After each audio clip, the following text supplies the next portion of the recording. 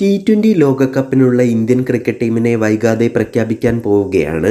Team സെലക്ഷനുമായി ബന്ധപ്പെട്ട് മുഖ്യ കോച്ച് രാഹുൽ ദ്രാവിഡ്, ക്യാപ്റ്റൻ രോഹിത് ശർമ്മ എന്നിവരുമായി selection committee chairman Ajit Agarkar ഈ ആഴ്ച ഡൽഹിയിൽ വെച്ച് ചർച്ച നടത്തും.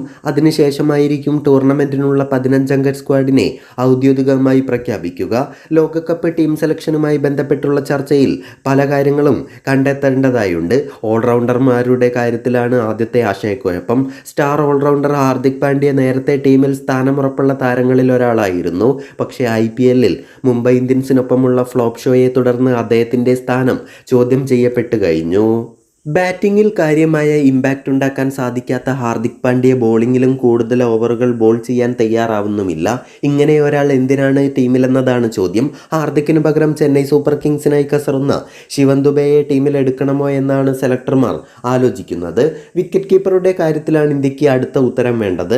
2 വിക്കറ്റ് കീപ്പർമാരെയാണ് 15-അംഗ സ്ക്വാഡിലേക്ക് ആവശ്യം. ഇവരിൽ ഒരാൾ ഋഷഭ് പന്ത് ആയിരിക്കുമെന്ന് ഏറെക്കുറെ ഉറപ്പായി കഴിഞ്ഞു. പക്ഷേ ബാക്കപ്പായി KL രാഹുൽ, സഞ്ജു സാംസൺ ഇവരിൽ ആരെ ഉൾപ്പെടുത്തുമെന്ന കാര്യത്തിലാണ് സംശയം. IPLലെ പ്രകടനമെടുത്താൽ രാഹുലിനേക്കാൾ മുകളിലാണ് സഞ്ജു. പക്ഷേ ടീം മാനേജ്മെന്റിന് സഞ്ജുവിനേക്കാൾ താല്പര്യം രാഹുലിനോടാണ്.